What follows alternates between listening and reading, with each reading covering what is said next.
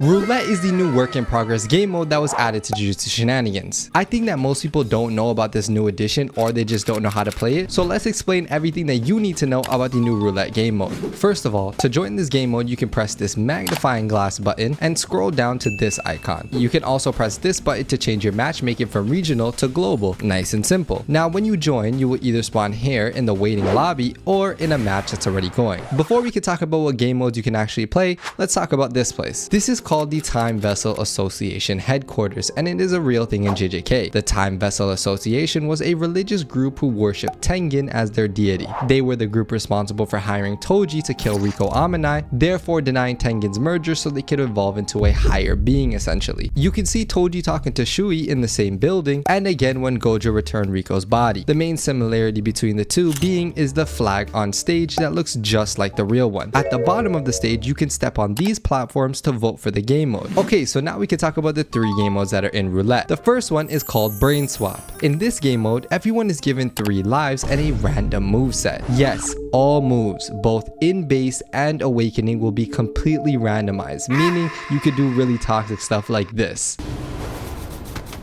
Hold on. Now hold on.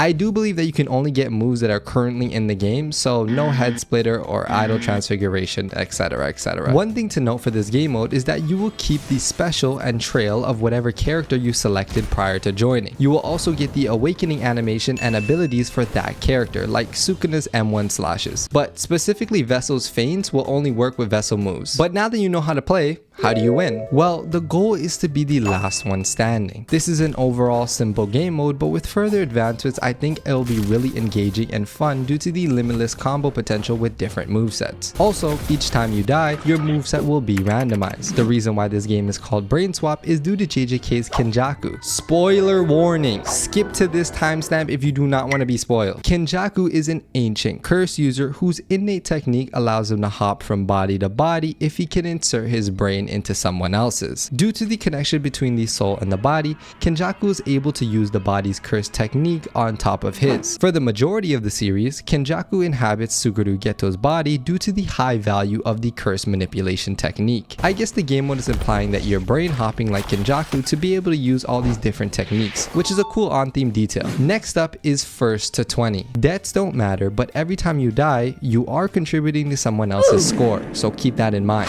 There is a gimmick to it though. Cooldowns are lowered so that the combat is kept fast-paced, but the biggest change is for damage. The more damage you deal, the more your values will be increased, meaning the best way to win this game mode is to snowball your way to victory by dealing damage without dying. As you can see here, I'm almost one-shotting these fools because of the damage boost. On the other hand, it's probably smart to team up for a little bit with others to beat someone whose damage multiplier is too high. Just remember that you're temporary allies, and as soon as you kill that guy, start smoking their job. I would say that this game mode is inspired by the upcoming Culling Games arc in Jujutsu Kaisen. In this arc, our sorcerers are put into a curse battle royale against other human curse users, with the objective being to kill other players to get points to earn the reward. Just like in first to 20, where you kill players to get points to get a reward. Now, what do you get when you win these game modes? After a match is finished, there will be a podium ranking on top of your screen, and the first place winner will get $15. Not much, but let's hope when the game mode is finalized that it'll be increased or the rewards will be changed. And before we get into the final game mode, let's talk about all the maps that you can play on in Roulette. Other than the base platform that is used in rank, there are 2 maps for Roulette. The first is Shibuya Station Fukushin Line platform. This is based on the subway station in Tokyo, Japan that can be seen all throughout JJK's manga, more specifically during the recent Shibuya incident arc. The in-game version seems to be abandoned and destroyed, which makes sense due to all the damage that this must have caused.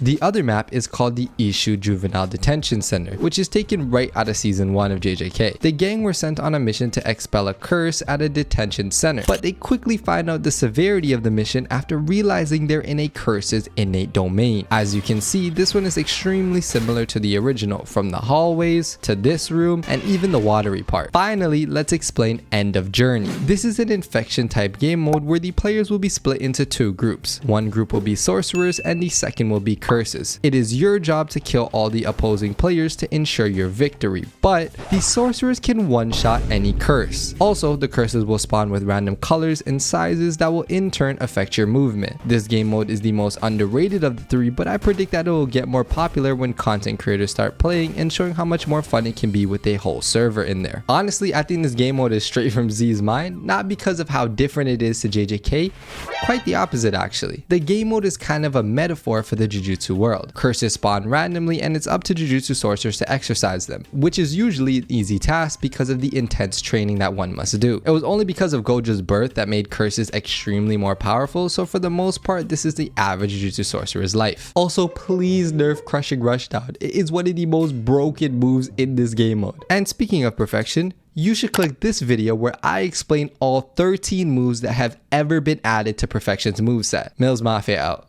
Yeah.